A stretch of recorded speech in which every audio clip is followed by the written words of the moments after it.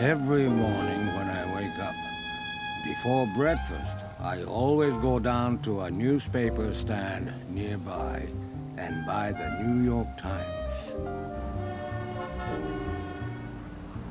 Then I go for a walk along the Hudson River on Riverside Drive, a place where I can get a good view of the New Jersey hills. I say my morning prayers there and then return home. As long as the weather isn't too bad, I do this every morning.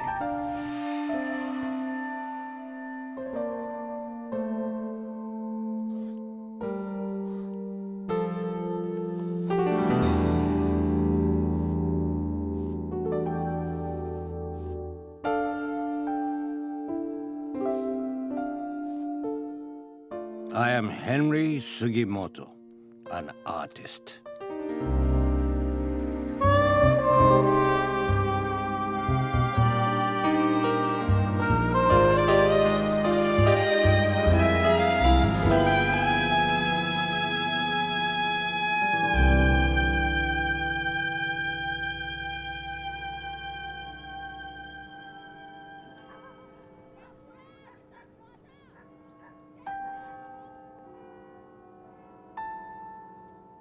When I see all these leaves, I always think about him because my father would collect different colored leaves on Thanksgiving morning, and he loved to do that. And I was thinking, you know, that's what he would have done next week when it's Thanksgiving.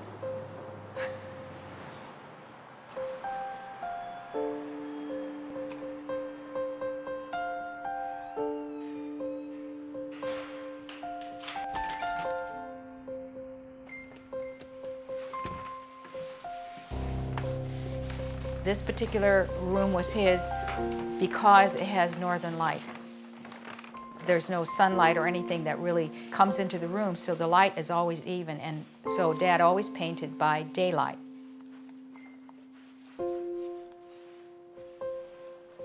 His goal was always to be able to do his art, and whatever that required meant there would be all kinds of sacrifices, that was going to be part of his life, because it was a very uncertain one.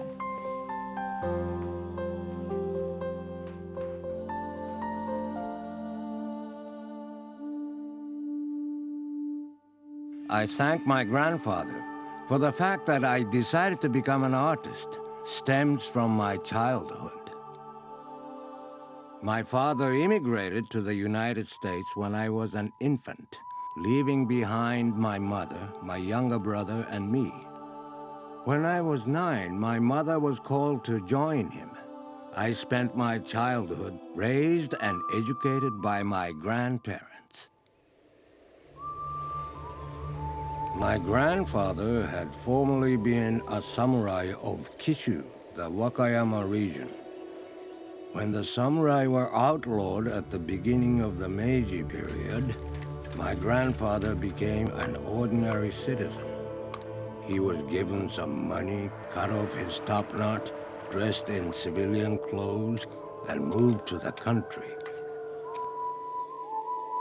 In my grandfather's house where I was raised, I remember many swords, spears, wall hangings, and paintings. I liked copying this art, and my grandfather, sounding impressed, would say, "You drew very well. Try drawing some more." I spent my days joyfully drawing until the age of 18, when I was summoned to join my parents in America.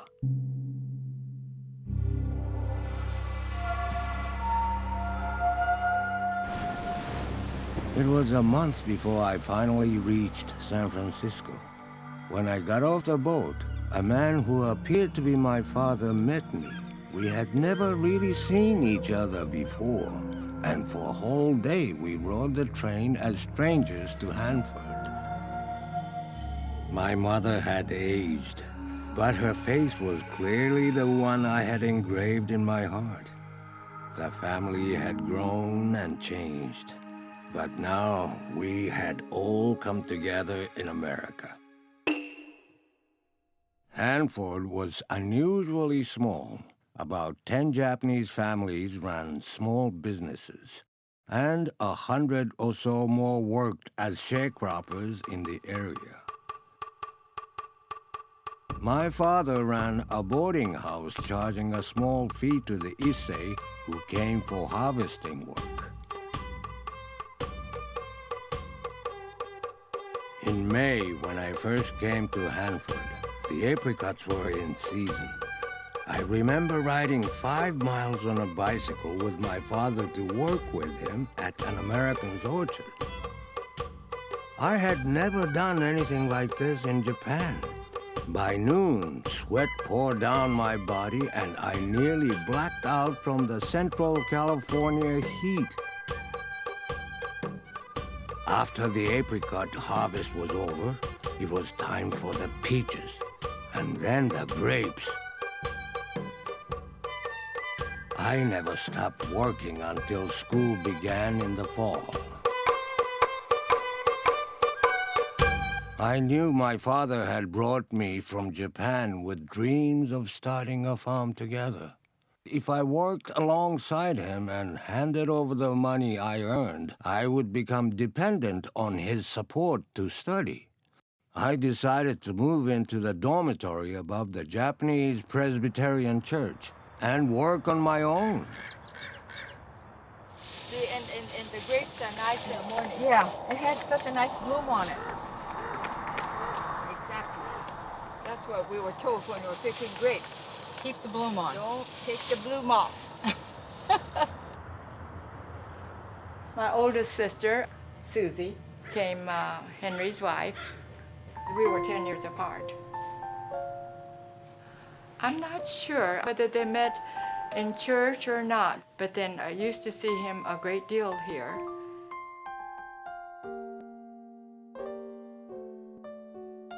He used to come to visit my sister from Oakland a lot. There was an upright piano in the new house, and she said she sat on the bench and would be playing some music, and he would sit next to her. And then you didn't want him there, so you said, "Henry, you can go home now." And Mom said, he brought some chocolates or something. You said, "You can take that home with you and don't come back." You don't like him to come because there he comes, he's going to take my sister away.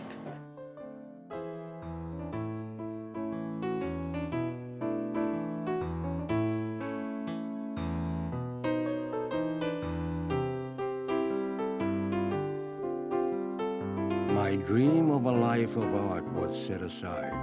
Following my father's wish, I entered UC Berkeley to become a dentist. Then a friend showed me around the California School of Arts and Crafts. My desire to be an artist grew within me. I left Berkeley. It may have been easier for Henry Sugimoto to not become a dentist because there were other people also experimenting in the 1920s. It was a time of heady utopianism and bubbly hedonism, really. I mean, he would have been part of that. The motto of the school in 1907 is the unification of theory and practice. And when Henry Sugimoto was here, that balance in some ways was represented by Frederick Meyer on the one hand, the founding father of the school, if you will, and Xavier Martinez, who was the flashy, dynamic painting instructor who actually believed that painting was the end of all things. I mean, it was really there to be pursued with the most intense passion and needed no other goal. And it seems that Henry Sugimoto kind of brought these things together in his work, developing his own voice as a painter, but never losing this vision that painting could be a way of responding to the world and the hardships that the world threw at you. My grandfather had taught me that the son of a samurai could never take a step back in retreat. This gave me confidence to pursue the difficult path of becoming a true artist. My greatest desire was to see the masterpieces from ancient to contemporary times. So after graduating, knowing that there were other Japanese painters there, I set off for Paris. For 2 days, I wandered around aimlessly seeing the sights, hoping and praying that I would run into another Japanese. On the 3rd day, I ran into a painter from New York City. Fujioka-san asked me if I wanted to go to the countryside on a sketching trip. I accompanied him to the house of another Japanese painter, Ogi-san, in the town of Pulanji.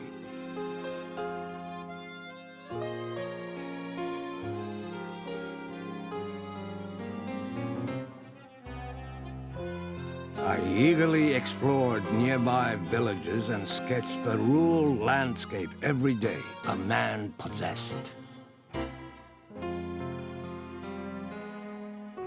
Her friends told her, you might as well give up on Henry. He's probably not going to marry you because look at how long he's been in France. And she might as well just figure it's not going to happen. But then she herself said to me, I was really confident everything was going to work out and it was just a matter of waiting, and she was willing to wait.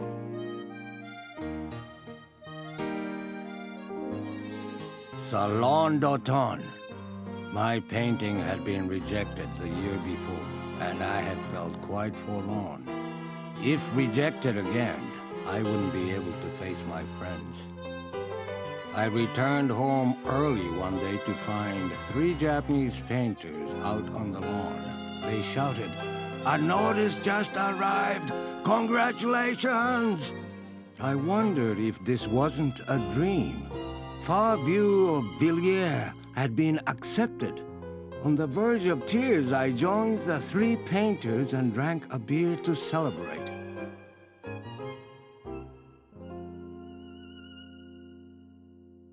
I returned to Hanford in March of 1932 with 200 paintings. Susie and I were married, and I was able to exhibit my work all along the West Coast. I would go on sketching trips, 1 or 2 weeks at a time.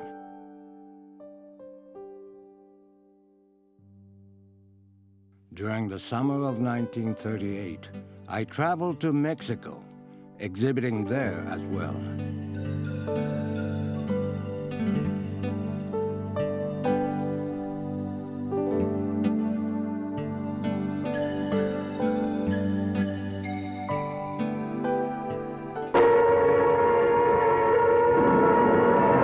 Japanese dog strikes in the Pacific. Emperor Hirohito leads the LYBs, the little yellow bellies who claim the rising sun for their own.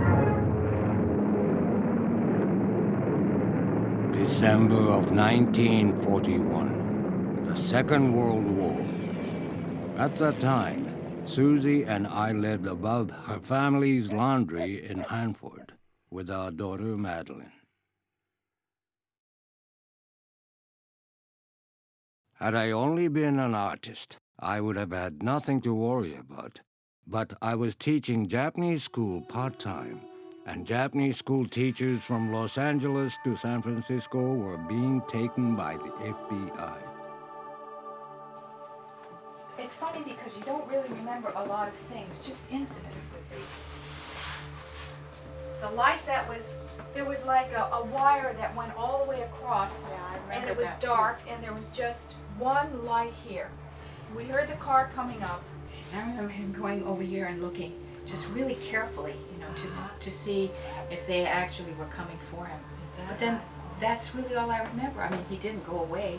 It was just a sense of, you know, thinking that maybe that must be the FBI coming. Rumors were that people were arrested for having binoculars or a gun, that those arrested were taken out to the desert and all shot by a firing squad. I too had a small telescope and pistol I was keeping for my father. I remember my father saying, I have to hurry up and bury the camera and the binoculars and the fencing foil. So I remember him going out the back door saying, I better bury it. Maybe I could bury it under the apricot tree. In the balmy spring of next year, 1942, not knowing what our fate was to be, my family and I were rounded up with all the other Japanese families in Hanford. We were ordered to pack just bare necessities, but being an artist, I snuck in a few tubes of pigment, 3 brushes, and small bottle of turpentine.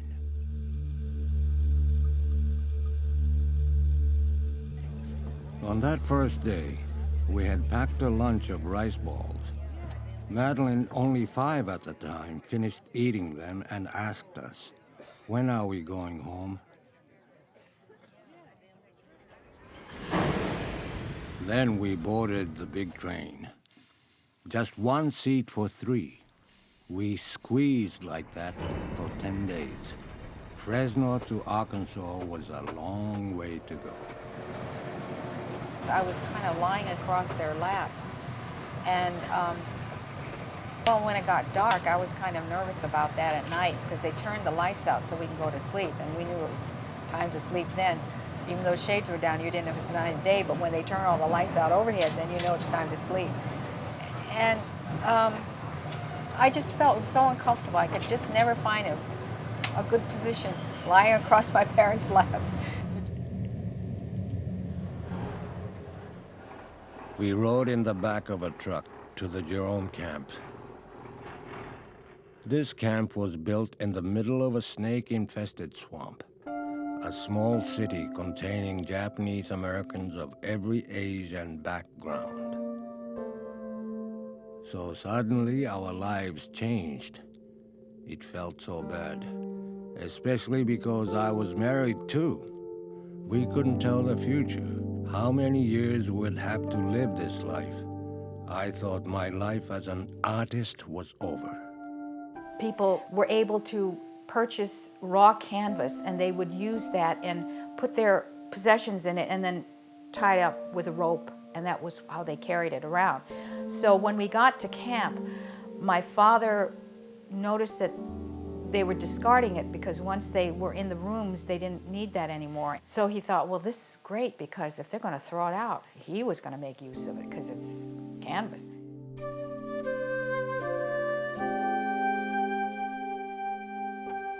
I found that people adjusting to daily life in a camp presented a far more interesting subject than the landscape of barracks. The Japanese American community was completely disrupted and in continual conflict over its response to the mass incarceration during World War II. For Henry Sugimoto, it was no different, and despite the fear and turmoil and confusion around him, he nevertheless continued to paint. Although the deprivations of camp life certainly depressed and discouraged him, Sugimoto used his art, turned to his art as a means to face the challenges brought on by life in a concentration camp.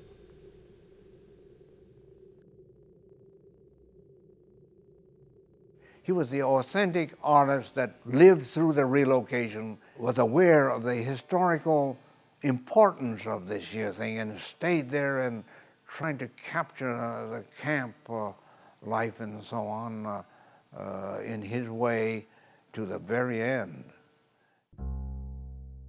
At first, I was scared that the FBI would see me painting and take me away, so I set up inside, very secret. One day, military personnel from Washington were taking pictures all around the camp. A lieutenant said, "We want to take movies. You do your work." So they filmed me, like an actor. After that, I felt free to paint.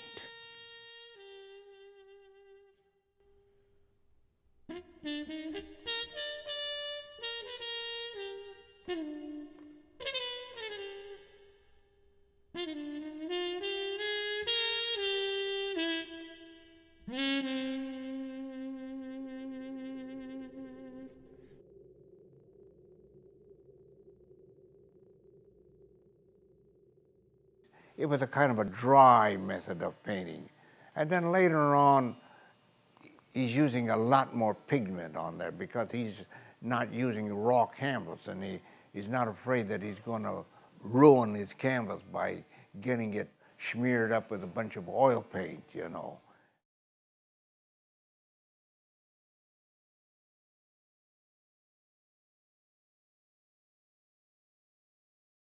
To me, the fact that he painted on these strips of canvas that people wrapped their clothes and stuff in, to me, that is a marvelous part of the story.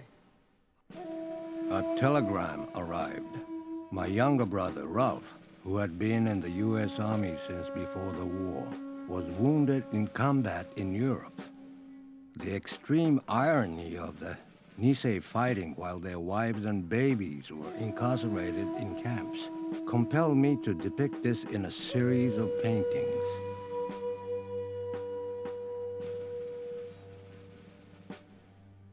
The camps closed as the war was ending. I wanted to record images of life in camp, so I stayed to the very end to observe everything.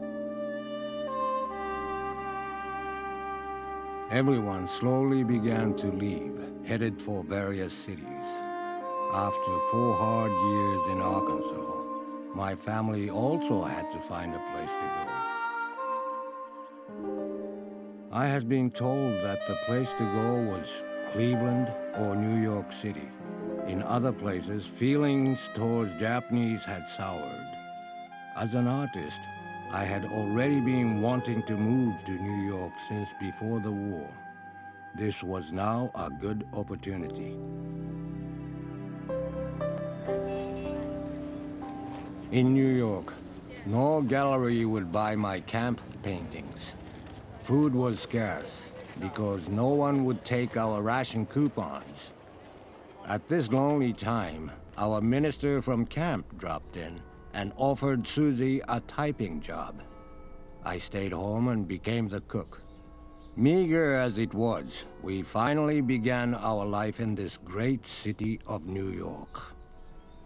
So I think it's really quite amazing to think of how a family or a child in the family can feel so secure when in reality it probably was a very uncertain time.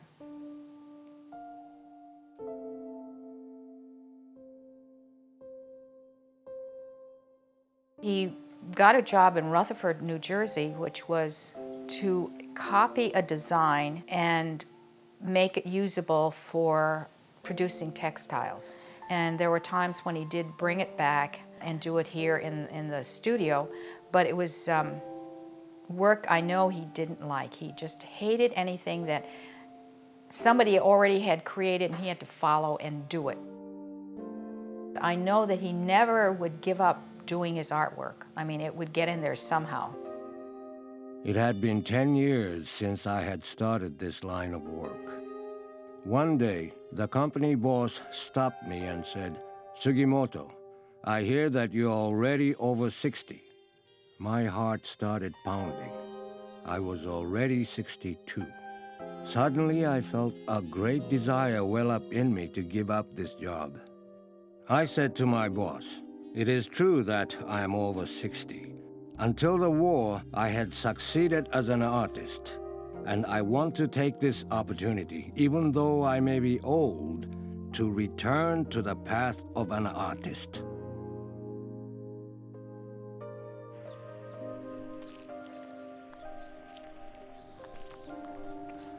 I had come to realize that my paintings were a valuable documentation of the Issei pioneers.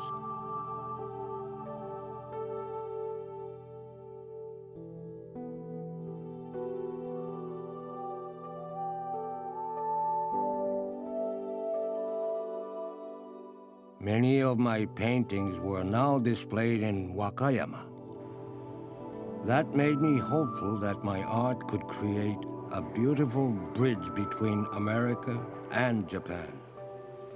I only hope I will be given enough time to complete this documentation through my paintings.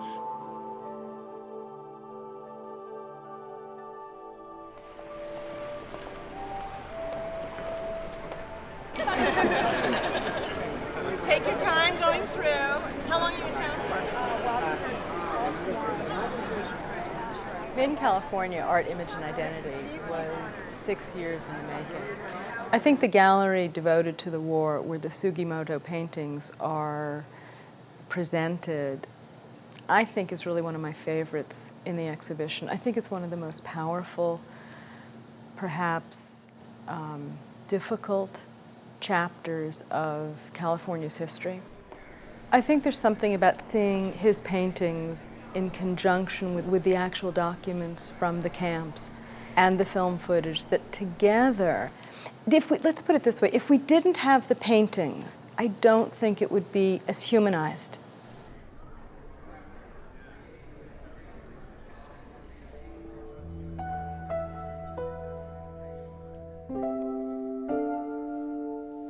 I always think my father was,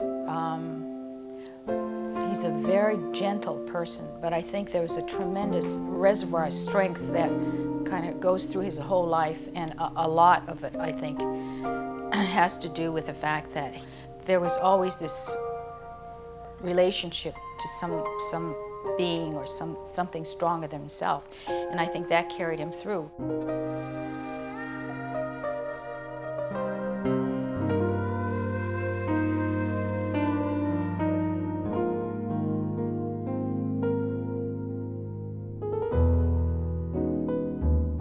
My father must have picked some beautiful cards out for Valentine's, because my mother said, oh, you know, when we lived in Hanford, your father used to give me such beautiful cards, like Valentine cards or special, had lace in it, it was just beautiful. So I said, isn't it great to be Dad's first love? And she said, no, I'm not his first love. I said, well, what do you mean by that? She said, art is his first love, I'm his second love. It has been more than 70 years since I was given life here on this earth. But I have to wonder if I will have something to show for my life. As I thought of what with the changes in the world and the passage of time, the mark you leave on this world can be washed away without a trace. I was convinced that I could not let the mark that I leave behind be washed away and disappear.